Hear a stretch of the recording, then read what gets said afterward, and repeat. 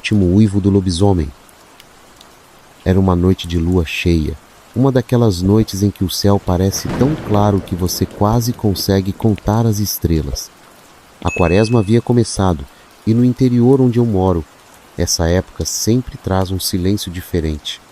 As pessoas ficam mais recolhidas, mais quietas, como se algo no ar as alertasse para não chamar atenção. Eu estava na fazenda do meu avô, ajudando com os animais. Ele sempre dizia que, durante a quaresma, coisas estranhas aconteciam por ali, coisas que não podiam ser explicadas. Na época, eu achava que era só conversa de velho, mas aquela noite mudou tudo. Por volta das 11 horas da noite, eu estava voltando para casa depois de fechar o galinheiro. O vento soprava frio e o som dos grilos parecia mais alto do que o normal. Foi então que ouvi o primeiro uivo. Era longo, agonizante, como se viesse de algo que não era totalmente animal. Parecia vir de longe, lá no meio do mato que cercava a fazenda. Eu parei, olhando na direção do som, mas não consegui ver nada além da escuridão. Meu avô já havia me avisado para não me aproximar do mato durante a noite, especialmente na lua cheia. Tem coisas que não são para serem vistas, ele dizia. Resolvi ignorar o uivo e continuei caminhando em direção à casa.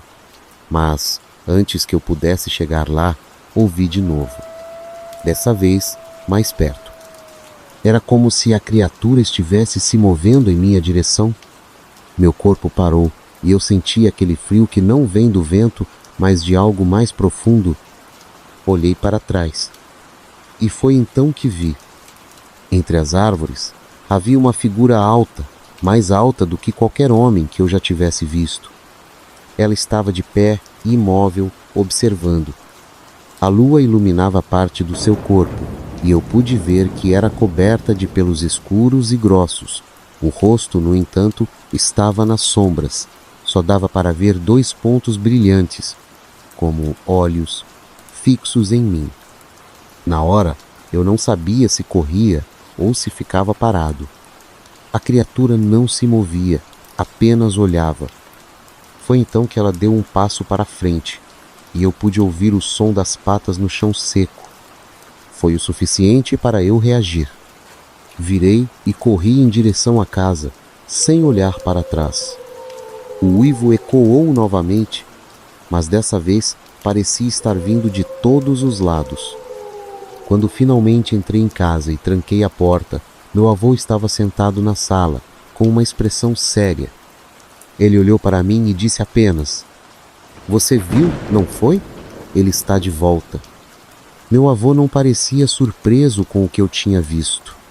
Ele apenas se levantou, foi até a janela e olhou para o mato, como se esperasse que a criatura aparecesse a qualquer momento. "Senta aqui", ele disse, apontando para a cadeira ao lado da mesa. Eu obedeci, ainda tremendo, enquanto ele começou a falar. "Essa coisa que você viu não é a primeira vez que ela aparece por aqui. Quando eu era mais jovem, meu pai me contou sobre um homem que vivia nessas terras. Ele era um sujeito solitário, sempre evitava a igreja e as festas da cidade. Diziam que ele tinha feito um pacto com o diabo e que, por causa disso, nas noites de lua cheia, ele se transformava em uma besta. Um lobisomem."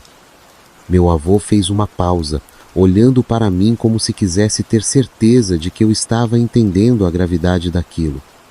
Depois que ele morreu, as aparições pararam por um tempo. Mas, de uns anos para cá, o uivo voltou, e sempre durante a quaresma. Eu não sabia o que dizer.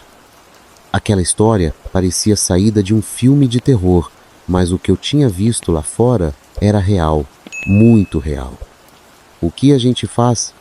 perguntei, tentando manter a voz firme. Meu avô suspirou e foi até o armário, onde guardava uma espingarda velha. "Nós esperamos. Se ele aparecer de novo, não podemos deixar que ele chegue perto da casa." A noite passou devagar.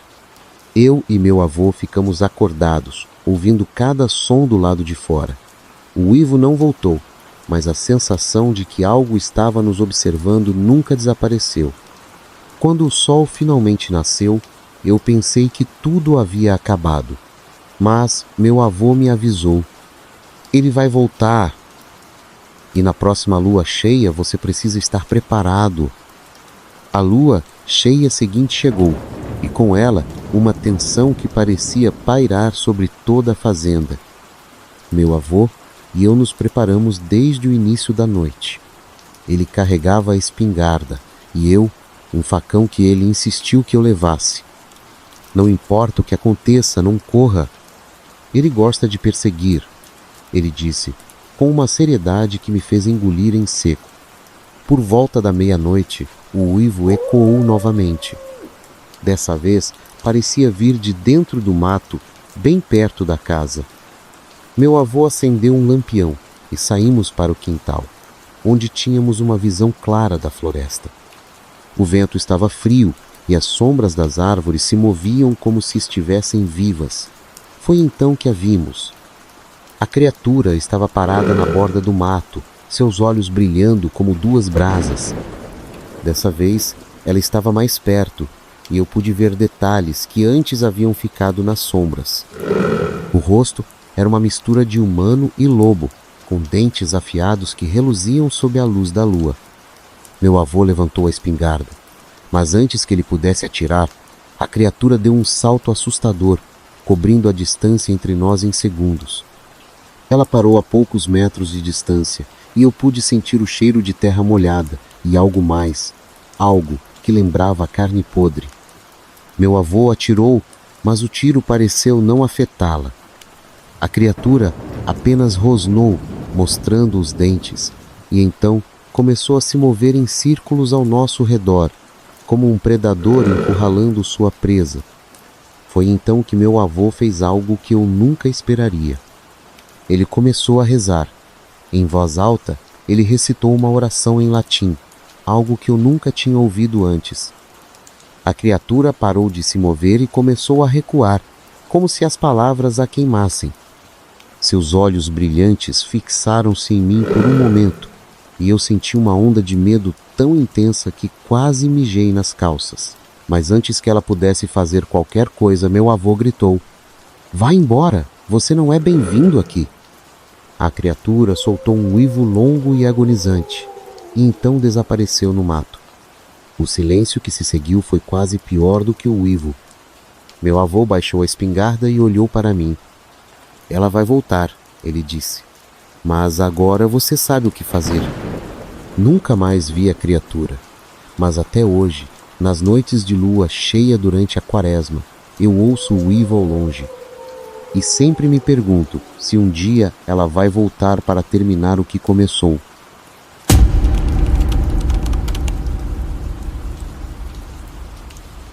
O assovio do caipora. Era uma tarde de quaresma, e o sol já começava a se esconder atrás das montanhas, tingindo o céu de tons alaranjados e roxos. Eu estava na mata, como fazia quase todo dia, caçando para ajudar a alimentar a família. Naquela época, a caça era uma necessidade, não um passatempo. Mas aquela tarde seria diferente. Eu conhecia aquela floresta como a palma da minha mão. Sabia onde os tatus faziam suas tocas, onde os pássaros construíam seus ninhos e onde os veados costumavam pastar. Mas naquele dia, algo estava errado. Logo que entrei na mata, senti uma estranha quietude. Não havia o som habitual dos pássaros ou o farfalhar das folhas ao vento. Era como se a floresta estivesse segurando a respiração. Ignorei o desconforto e continuei, seguindo um rastro fresco de pegadas que pareciam ser de um veado. Foi então que ouvi o primeiro assovio. Era um som agudo, quase musical, mas com uma qualidade estranha que fez meu estômago embrulhar. Parecia vir de todas as direções ao mesmo tempo, como se a própria floresta estivesse assoviando. Eu parei, olhando ao redor, mas não vi nada além das árvores e das sombras que começavam a se alongar. Deve ser o vento, pensei, tentando me convencer. Mas, no fundo, eu sabia que não era. Continuei seguindo o rastro, mas o assovio não parou. Ele vinha e ia, às vezes mais alto, às vezes quase imperceptível, mas sempre lá. Foi então que percebi que o rastro que eu estava seguindo havia mudado. As pegadas, que antes eram claras e fáceis de seguir, agora pareciam confusas, como se o animal tivesse começado a correr em círculos.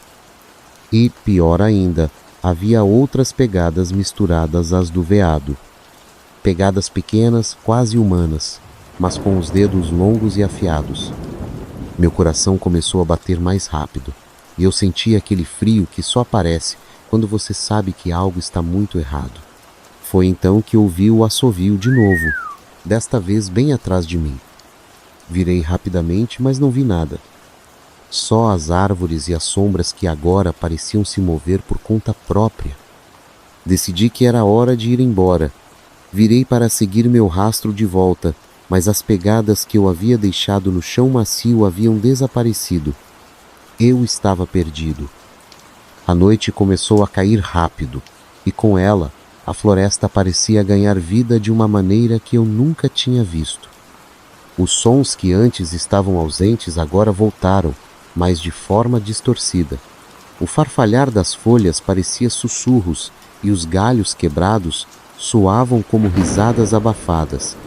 O assovio continuava, sempre à distância, mas agora parecia estar me cercando, como se a fonte dele estivesse se movendo ao meu redor. Eu tentava me manter calmo, mas o medo estava começando a tomar conta. Foi então que vi algo que me fez parar completamente. Entre as árvores havia uma figura pequena, não mais alta do que uma criança, mas com uma aparência que não era humana.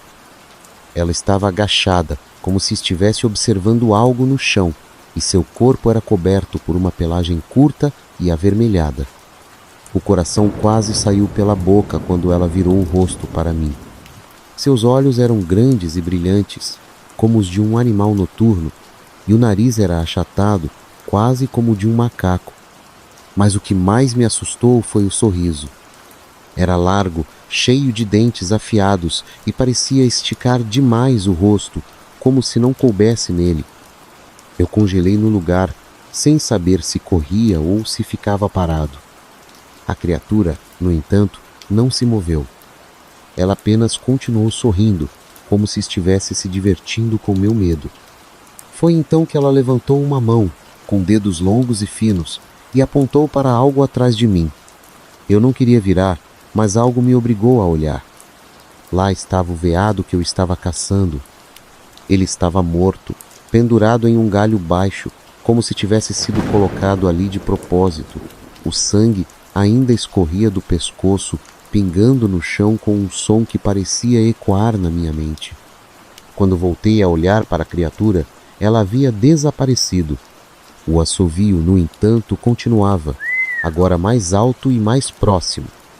Eu sabia que não podia ficar ali. Comecei a correr, sem me importar para onde estava indo, apenas tentando me afastar daquele lugar. Mas não importa o quanto eu corresse, o assovio sempre estava lá, sempre atrás de mim. Foi então que eu tropecei em algo no chão e caí de cara na terra. Quando me levantei, vi que era uma armadilha do tipo que os caçadores usam para pegar animais pequenos. Ela estava armada, e eu tinha sorte de não ter caído direto nela. Foi quando percebi, eu não estava perdido, eu estava sendo guiado. O assovio agora era ensurdecedor, como se estivesse dentro da minha cabeça. Eu sabia que a criatura estava me observando, brincando comigo, como um gato brinca com um rato antes de dar o bote. A floresta parecia se fechar ao meu redor, os galhos se esticando como se quisessem me prender. Eu continuei correndo, mas cada passo parecia mais pesado, como se o chão estivesse tentando me segurar. Foi então que cheguei a uma clareira.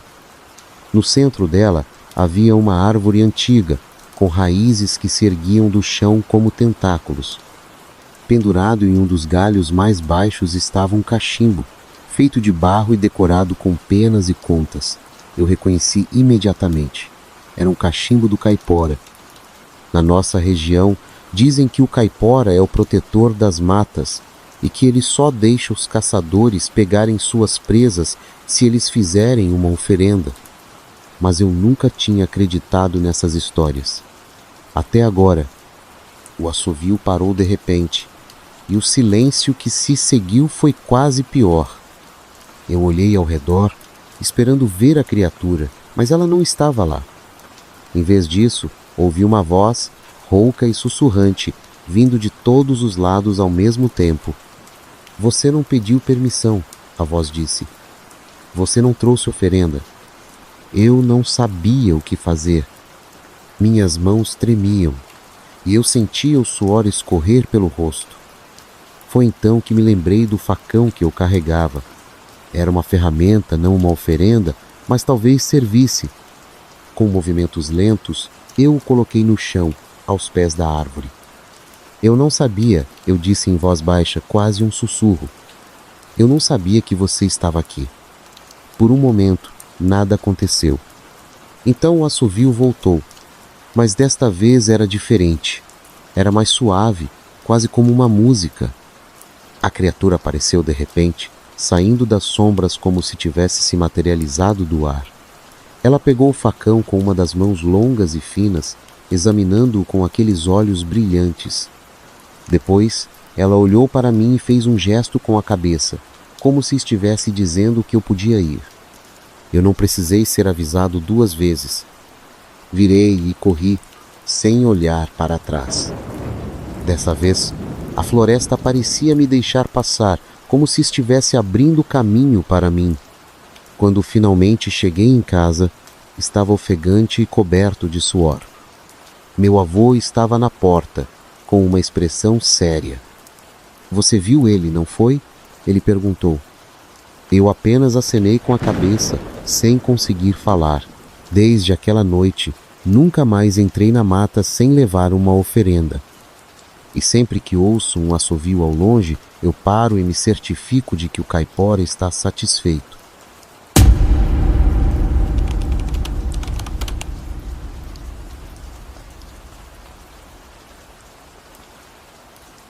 A dança do Curupira. Era uma manhã de quaresma, e o sol ainda estava baixo no céu, lançando sombras longas sobre a floresta. Eu e mais 2 colegas, João e Marcelo, estávamos cortando lenha em uma área afastada da cidade. Era um trabalho duro, mas necessário, especialmente naquela época do ano, quando as noites ainda eram frias. A mata era densa, cheia de árvores antigas e raízes que pareciam se entrelazar como cobras. Nós já conhecíamos bem o lugar, ou pelo menos achávamos que conhecíamos. Foi o Marcelo quem viu primeiro. Ele parou de repente, olhando para o chão com uma expressão confusa. Olha isso, ele disse, apontando para um rastro de pegadas. Eu me aproximei e vi que eram pegadas pequenas, como as de uma criança, mas havia algo estranho nelas. Elas estavam ao contrário, os dedos apontavam para trás, como se quem as tivesse feito estivesse andando de costas. Deve ser algum bicho, disse o João, tentando parecer despreocupado, mas eu notei que ele estava evitando olhar para as pegadas. Nós continuamos trabalhando, mas aquele rastro não saía da minha cabeça. Foi então que começamos a ouvir os sons. Primeiro foi um assovio baixo, quase imperceptível. Depois, um som de galhos quebrando, como se alguém estivesse se movendo entre as árvores. Nós paramos o que estávamos fazendo e olhamos ao redor, mas não vimos nada. Vamos terminar logo isso, eu disse, tentando disfarçar o nervosismo. Mas os sons continuaram e agora pareciam vir de todas as direções. Foi então que o Marcelo gritou: Olha lá! Ele apontou para uma clareira próxima, onde uma figura pequena e encurvada estava dançando. Era uma criatura estranha, com cabelos vermelhos e desgrenhados que pareciam chamas. Seus pés eram virados para trás, e ele se movia de uma maneira que era quase hipnótica, girando e pulando como se estivesse celebrando algo. Nós ficamos parados, observando, sem saber o que fazer. Foi então que a criatura parou de dançar e olhou diretamente para nós. Seus olhos eram brilhantes, como brasas, e o sorriso que ele fez era cheio de dentes afiados. Ele está nos observando, sussurrou João, e eu senti um frio percorrer minha espinha. A criatura deu um passo em nossa direção, e foi então que percebemos: estávamos cercados. As árvores ao nosso redor pareciam se mover, fechando o caminho de volta. O curupira estava nos levando para algum lugar, e nós não tínhamos escolha a não ser seguir. O curupira continuou dançando à nossa frente, movendo-se com uma agilidade que parecia impossível para uma criatura daquele tamanho. Seus pés virados para trás não pareciam atrapalhá-lo. Na verdade, eles o tornavam ainda mais ágil, como se ele estivesse flutuando sobre o chão. Nós seguimos, quase que hipnotizados, sem saber para onde ele estava nos levando. A floresta ao nosso redor parecia mudar, como se as árvores estivessem se reorganizando para nos manter presos. Foi então que chegamos a um lugar que eu nunca tinha visto antes. Era uma clareira circular, com uma grande árvore no centro. Seus galhos eram grossos e retorcidos, e suas raízes se espalhavam pelo chão como tentáculos. Pendurados nos galhos mais baixos havia objetos estranhos, pedaços de metal, cordas e até mesmo ferramentas de madeira. Era como se o curupira tivesse coletado coisas que pertenciam a pessoas que haviam se perdido na floresta. A criatura parou de dançar e se virou para nós, com aquele sorriso assustador ainda estampado no rosto. Ele apontou para os objetos pendurados e então para nós, como se estivesse dizendo que aquilo também seria o nosso destino. "O que ele quer?" sussurrou Marcelo, sua voz tremendo. Eu não sabia a resposta, mas uma coisa era clara. Precisávamos sair dali, e rápido. Foi então que o João fez algo que eu nunca esperaria. Ele se ajoelhou e começou a falar, em voz alta e clara. "Nós não queremos fazer mal à floresta. Só estamos aqui para pegar lenha. Por favor, nos deixe ir." O curupira parou de sorrir e olhou para ele, com uma expressão que eu não conseguia decifrar. Depois de um momento, ele deu um passo para trás e fez um gesto com a mão, como se estivesse nos dando permissão para sair. Nós não precisamos ser avisados duas vezes. Viramos e começamos a correr, seguindo o caminho que havíamos vindo. Dessa vez, a floresta parecia nos deixar passar, como se estivesse nos guiando de volta. Quando finalmente chegamos à borda da mata, o sol já estava alto no céu, e o calor do dia nos fez sentir como se tivéssemos acordado de um pesadelo. Mas, quando olhamos para trás, vimos algo que nos fez parar. Nas árvores, pendurado em um galho baixo, estava o chapéu do João.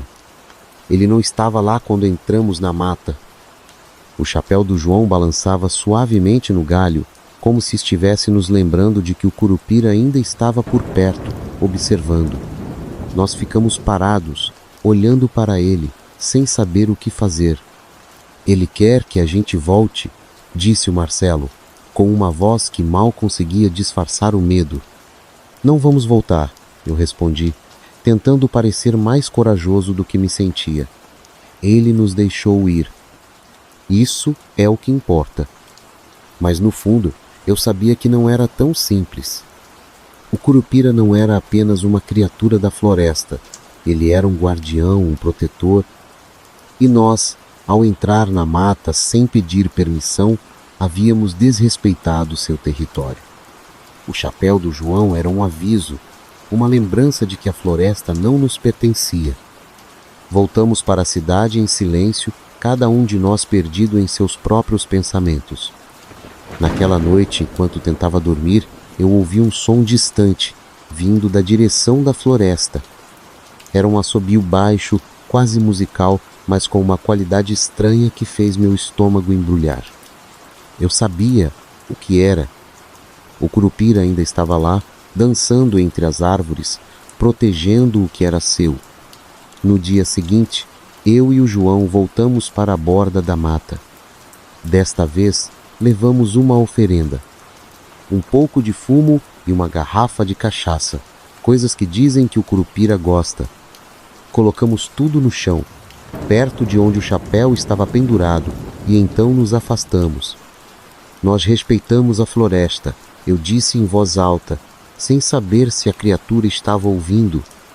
Por favor, aceite isso como um sinal de respeito. Não houve resposta, mas quando voltamos no dia seguinte, o chapéu e a oferenda haviam desaparecido. No lugar deles, havia apenas um pequeno círculo de folhas secas, como se alguém tivesse dançado ali. Desde então, nunca mais entramos na mata sem pedir permissão. E sempre que ouvimos um assovio ao longe, sabemos que o Curupira está lá, protegendo o que é seu. A floresta não nos pertence, e nós aprendemos isso da maneira mais difícil,